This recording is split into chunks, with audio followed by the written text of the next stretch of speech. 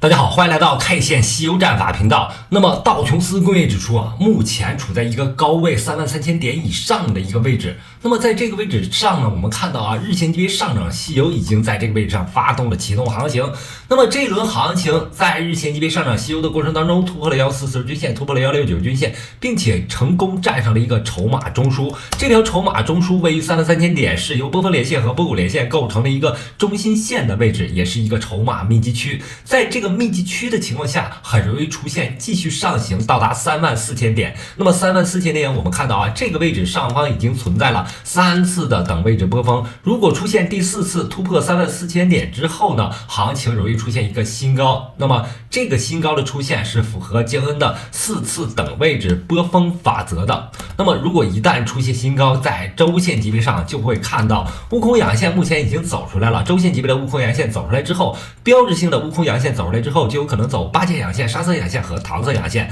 最终呢完成一轮周线级别的反转行情。那在反转行情当中，我们看到之前比特币和道琼斯工业指数是相互背离的。那道琼斯工业指数不断的下跌过程当中，比特币正在出现50%的一个快速上涨。那么当前行情美股出现的反弹，就可能同比特币发生同步上涨现象。这样的行情对于比特币和美股这两个重要的行情来说将会由背离的状态转换为同步上涨的一个状态。回到比特币的结构当中，我们看到比特币正在高位形成一个箱体结构。这个箱体结构呢，源自于一个波峰连线、波谷连线形成的收敛三角形。收敛三角形在接近焦点的这个位置上发动突破之后，一直处在$28,000附近做震荡并且是在这个箱体上方做了一个震荡。这个结构呢，我们看到4小时级别的144均线构成了一个非常有效的支撑。在这条支撑线上，我们看到结构正在不断的由大开口收敛三角形转变成一个窄的收敛三角形，在接近焦点的过程当中，变盘随时有可能发生。那么目前行情是一个多头行情，在日线级别上，我们看到前面第一轮日线级别上涨西游突破了144均线、169均线，并且成功站上了$19,500，形成了第一轮日线级别上涨。然后第二轮日线级别上涨西游悟空阳线在1月20日同步了美股出现之后，随着行情的震荡，后来这个日线级别上涨西游被空头消灭掉了，然后在144均线上寻找了一个支撑位。发生反弹之后，走出了一个第3轮的日线级别上涨西游。那么目前第3轮日线级别上涨西游在高位完成之后，始终处在一个震荡过程当中。这个震荡过程从3月20日到4月9日已经走了接近20天19天。那么行情走到这个位置上，就有可能再次发生突破。如果能够成功站上$3万整数关口，将会看到一个新的日线级别的悟空阳线。那么日线级别悟空阳线是一个多头的启动标志像前面的这根阳线，还有这个1月20日的阳线，还有这个反弹行情当中的这个阳线呢，都是悟空阳线。那么这轮行情突破3万点之后，有了悟空阳线之后，就可能走8节阳线、沙僧阳线、唐僧阳线，最终呢完成一轮新的第4轮的日线级别上涨西游。那么我们正在耐心等待的是新的悟空阳线的出现。同时呢，在周线级别上可以看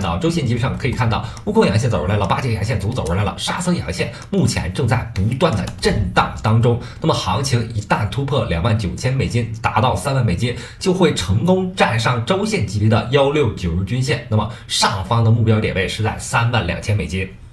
那么我们看到本轮行情，以太坊已经发动了一个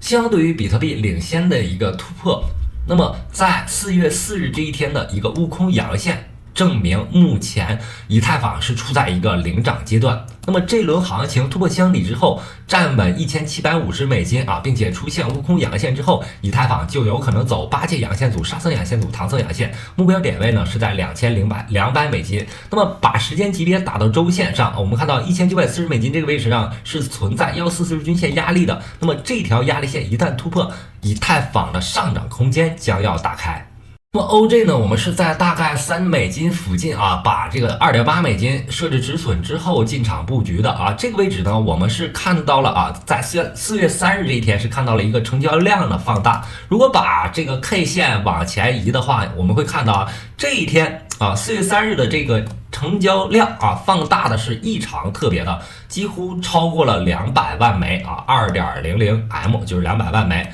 这样大的放量，并且呢，这根日线级别的阳线几乎成功站上了144均线和169均线，所以呢，在4月3日这一天啊，我们在会员群频道就聊到了 OJ 啊，提示大家这个可以把2.8美金设置一个止损进场。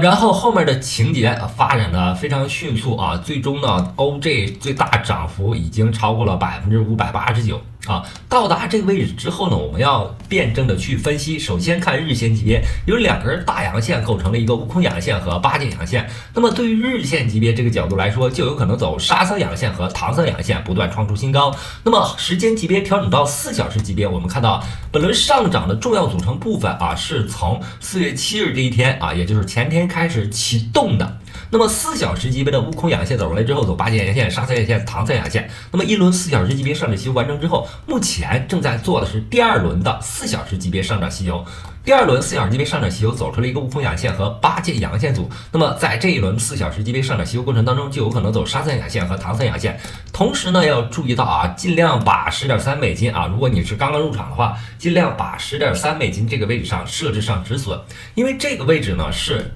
4小时级别第2轮上涨吸油八戒阳线的开盘价的这个位置，适宜布局一个止损位。那么如果不达到这个止损位，行情继续上涨的话，它将会完成第2轮4小时级别上涨吸油，并且呢，最终有可能完成一整轮的日线级别上涨。那么我们看到啊，目前对于 OJ 来说啊，它的总量是几百万枚，然后当前的位置已经突破了一个筹码密集区，那么前方就会创出新的高点啊。第一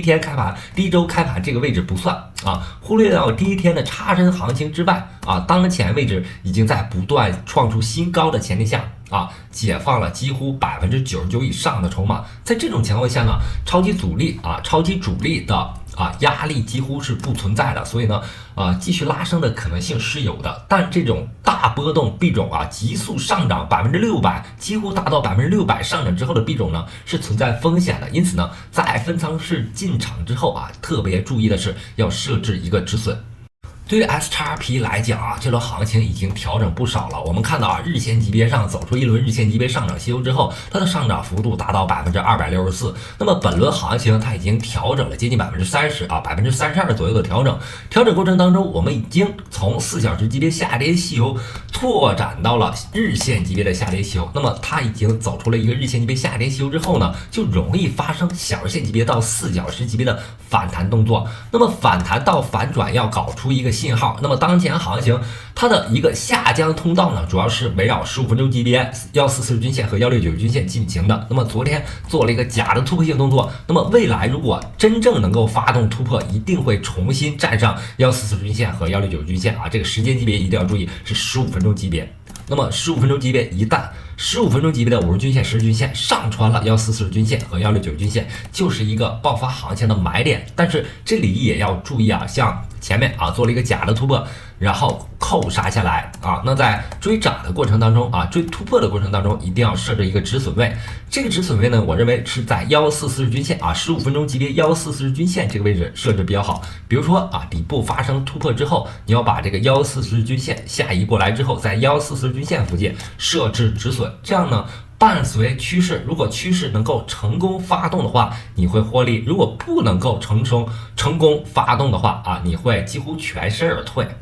那么这轮行情相对稳定的啊，一定是之前香港板块当中的龙头币种 CFX 啊，目前几乎和比特币共同产生了一个横盘震荡。